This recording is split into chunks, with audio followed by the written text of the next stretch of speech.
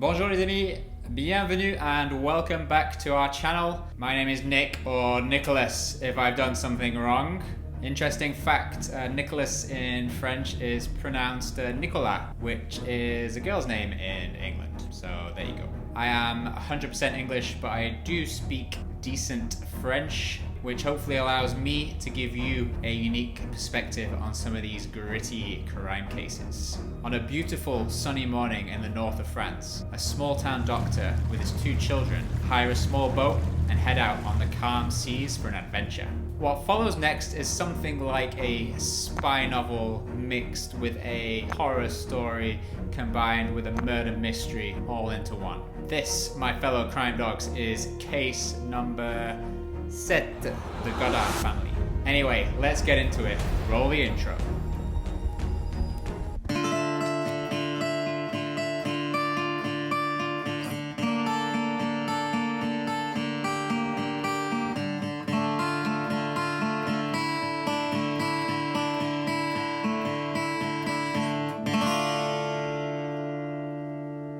It's August the 30th, 1999, and Yves Godard, who is a doctor specializing in acupuncture, goes to work like any other day and tends to his patients. He is assisted at the office by his wife, Marie-France, who fills in as a secretary when needed. He is based in Caen, which is a small town in the north of France, not to be confused, as I was, with Cannes. Cannes is on the Côte d'Azur, which is on the south coast of France. The following day, for no apparent reason, Dr. Godard secretly cancels all his appointments. He tidies up his office a little bit and he decides to go on a sailing trip with his two kids. He rents a small boat called Nick. What a great name for a boat, eh? In the Port des Bas-Sablons, which is in Saint-Malo. And he sets off with his two kids, Camille, aged 6, and Marius, who is 4. He tells the boat rental company that he plans to cruise around the Saint-Brieuc Bay and that he'll be back on the 5th of September. He leaves his car in the car park at the port and off they go. Out at sea on the 2nd of September, custom officers run a random check on Yves' boat. They board and ask to see his ID and his itinerary. They also call the rental company to confirm what he's told them, and everything seems in order. They do, however, notice something that seems a little bit off. They spot below deck a young girl asleep, but not how you would expect someone who's just fallen asleep. She seems knocked out asleep. At the time though, they think nothing of it and they leave the family to it. Hindsight is a wonderful thing, my friends. The next day, the boat is spotted in the port of Brieuc, where it will remain for 2 days straight. A local claims to have spotted seeing two kids playing on the deck of the boat. Then on September the 5th, a couple spot a dinghy drifting off the Isle of Bats, which is way further west along the coast. On it, they find a yellow raincoat and a checkbook belonging to Yves Godard, but no sign of the doctor or his kids. They report this to the police straight away. At the same time, the person who rented the boat out to Yves also calls police when the family don't bring the boat back on the agreed date. Police are concerned enough by these two incidents that they make their way to the port and they locate Yves' car. What they find turns this disappearance into something much more sinister.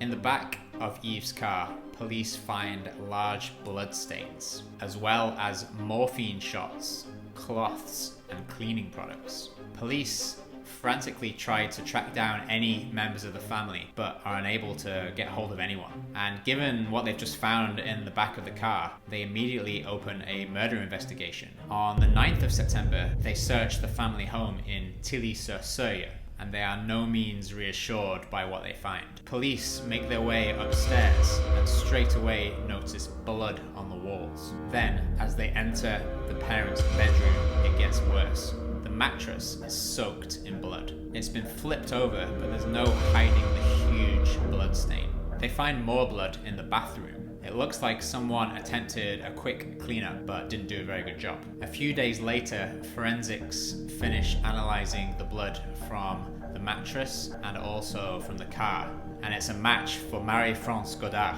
No one has seen her since the 31st of August, so friends and family are obviously fearing the worst. At this stage, the police consider Yves as the main suspect for the presumed murder of his wife, although no body has been found yet. They release an international warrant for his immediate arrest and simultaneously put out missing persons files for Marie-France and the two kids, Camille and Marius. Investigators start to dig a little bit deeper into Dr. Godard and his perceived happy family life. He is liked by all his patients, but one detail intrigues police. They discover he has a fascination with alternative medicine. In fact, it turns out the doctor was making his own medicine and prescribing it to his patients. Authorities soon find out about this, and he actually loses his medical license for a few months back in 1996. Yves does not take this well. He thinks he's just helping his patients, and in protest, he stops paying his taxes. Now, in case you didn't know, France loves taxes.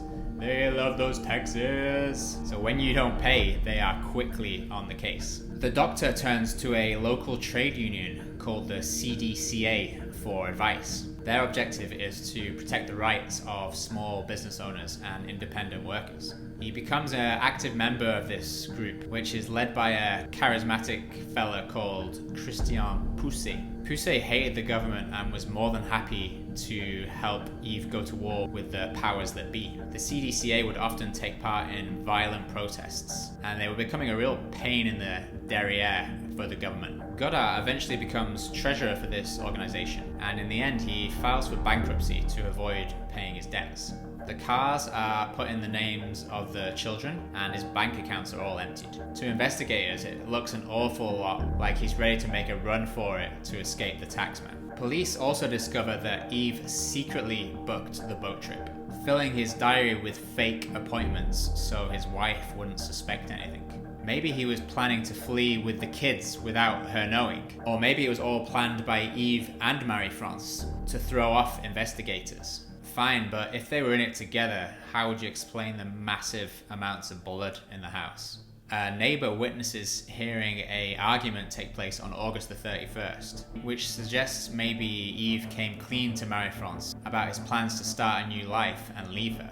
Perhaps when she reacted badly to this, a heated argument ensued, resulting in Yves killing his wife. There were also rumours going around that Marie-France was having an affair with her therapist, so maybe this just pushed Yves over the edge. Given the amount of blood on the mattress, police are deeply concerned. The stain was huge, allegedly 30 to 40 centimetres in diameter. And police use a knife to cut into it to see just how much blood had soaked in. The answer was a lot. It would be touch and go whether someone could survive having lost so much blood. Police then go a bit Dexter Morgan on this house, and by analysing the blood splatter, they attempt to work out what they think happened. They conclude that, as we may have guessed, the attack took place in the bedroom, and the victim was then dragged down the stairs to the bathroom. Was she still alive at this point? Forensic experts can't say for sure.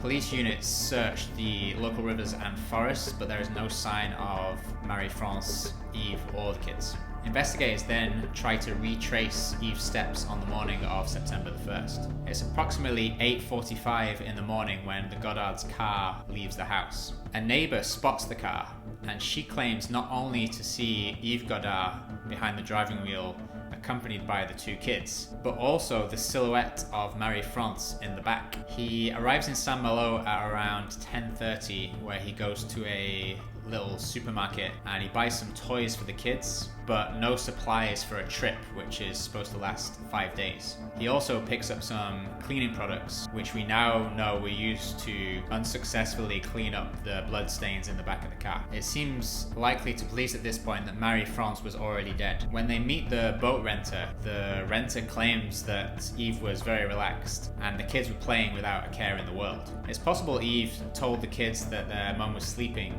and that she she would join them later. He could have then transported the body onto the boat in a surfboard cover that came with the vessel. Therefore, police turn their attention to the sea and the secrets it may hold. They don't have to wait long before bizarre clues begin to wash up on the coasts of France and England. Following the last sighting in the Bay of Brieuc, any trace of the boat is lost. However, on September the 16th, a life jacket from the boat is found off the coast of Cherbourg, right in the middle of a busy shipping lane. A week later, on September the 23rd, they find a life raft belonging to the sailboat run aground on a beach in Dorset, England.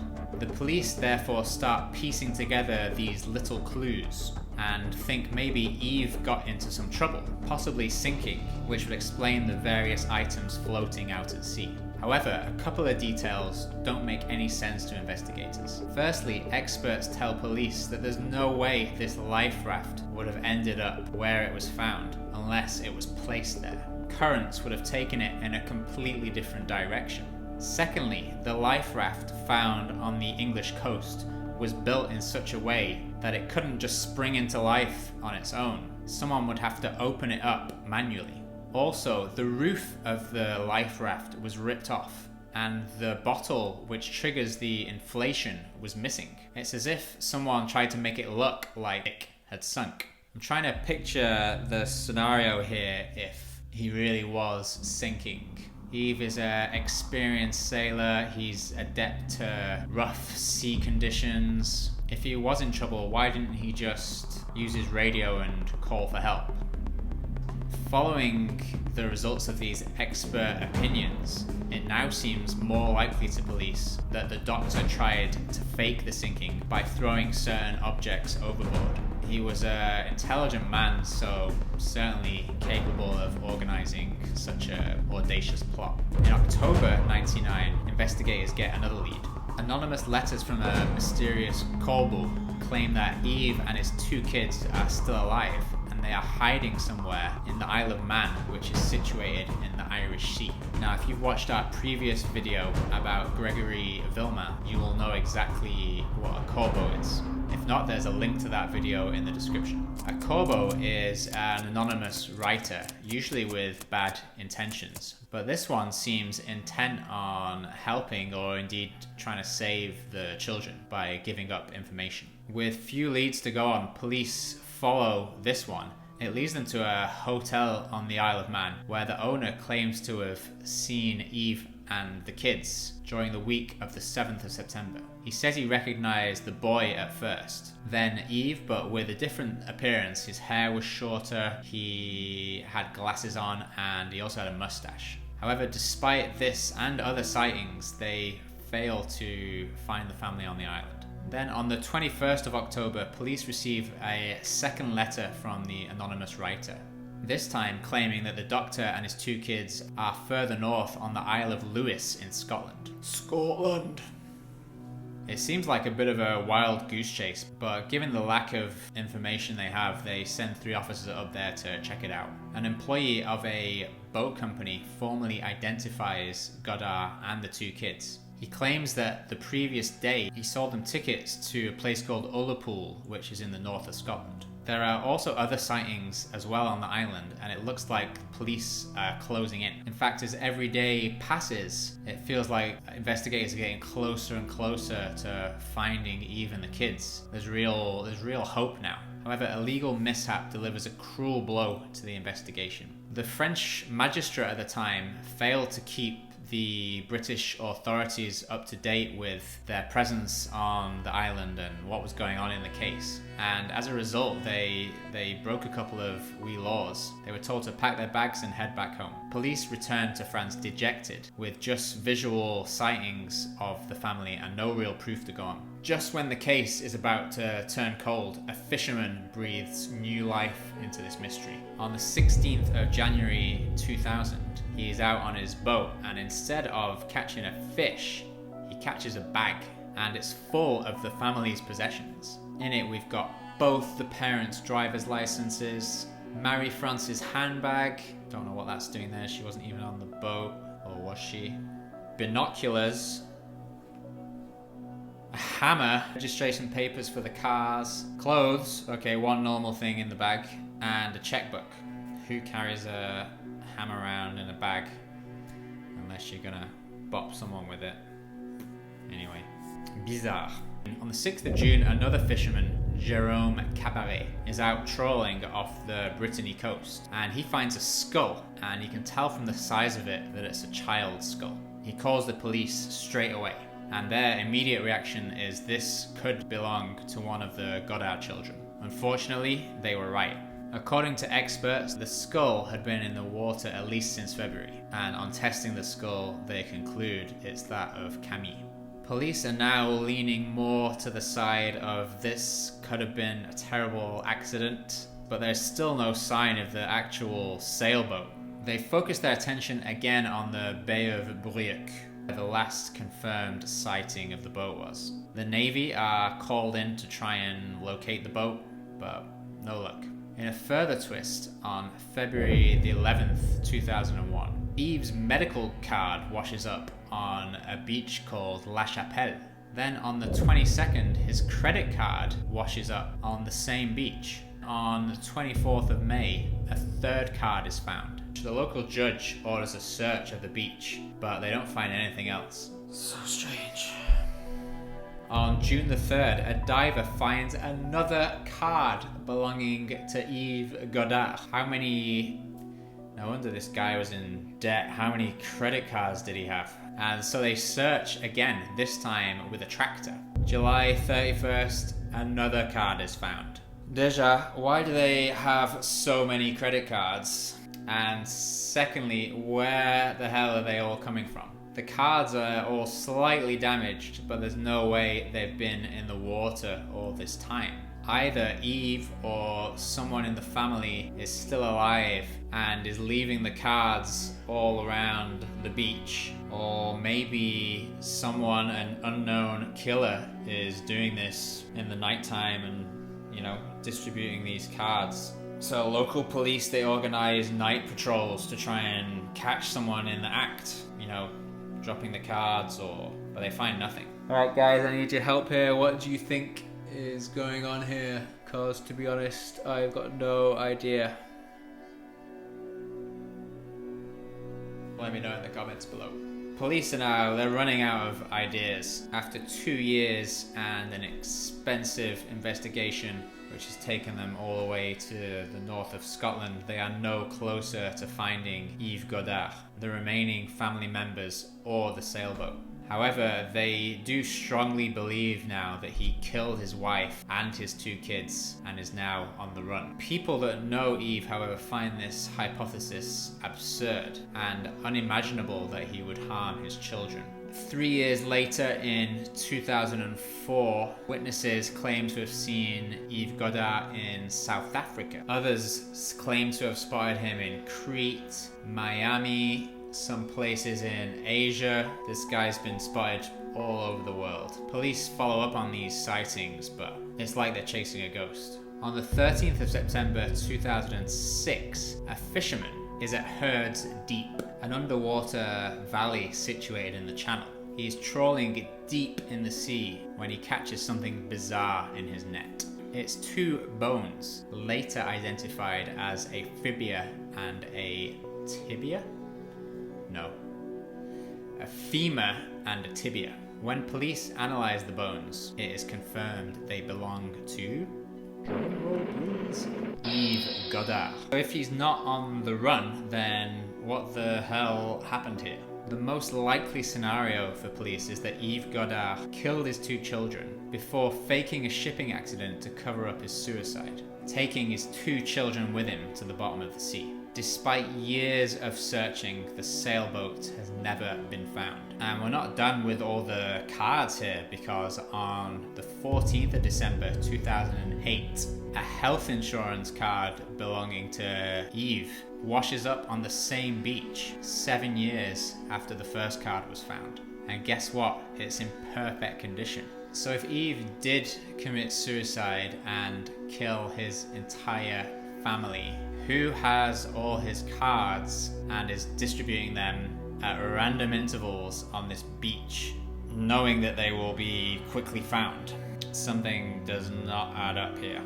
In 2011, a book is released by a guy called Eric Lamasson entitled L'assassinat du Docteur Godard, which, as the title suggests, the doctor was killed by a secret organization. The author claims Yves was involved in a scheme to hide large amounts of cash in offshore tax havens on behalf of the trade union that he joined. He was the treasurer, after all. Eric Lamasson believes that Yves and his children were murdered as a result of his involvement in this shady cash business. He also, however, believes that Yves did murder his wife, for we don't know what reason exactly. He therefore considers there to be two cases here. The dirty cash case on one side, resulting in the death of Yves and his kids, and a potential crime of passion resulting in the death of Marie-France. When I first read about this theory, I thought, no way. But there are so many holes in the police's take on things that I digged a bit deeper. And get this, so 1 year after the disappearance in 1999, Christopher Pusey, the guy we spoke about earlier, who was the boss of this trade union, he was assassinated in his offices down in the south of France, close to Montpellier, in January 2001. All the evidence suggested it was a professional hit, and the killer or killers were never found. 6 months prior to this, another of Pusey's associates died in a suspicious plane crash. So that's 3 members of the same union dead within 18 months. All this, you may call it conspiracy theorism, is tied together by a mysterious witness in Brazil who claims that the people that killed Pusey were also sent to kill, quote, a doctor and his kids up north. In 2012, despite never finding the sailboat and only parts of the family, they are all declared dead. And more bizarrely, on the 7th of December 2015, all the deaths are judged to be accidental. Accidental, you say? How can they declare it an accident with all the blood that they found in the house, on the mattress, and in the back of the car? Why did Yves try to trick his wife into thinking he would be at work the next day? I seem to have an unhealthy obsession with cases that leave me with more questions than answers. It's something about not knowing what happened that makes me kind of obsessed with it. How does a sailboat disappear off the face of the earth? Why did Yves kill his children? If he didn't kill them, then who did? If they were assassinated, then why wait for him to hire a boat and go out to sea when they could just have easily killed him at his home? That is a wrap for this week. Please let me know in the comments if you enjoyed this video, and I'd be fascinated to know your theories on what you think happened here. It's a real mind-boggler. As promised, you can see our video on the shocking case of Grégory Villemin up here. Merci mes amis, stay safe and see you next time. Au revoir.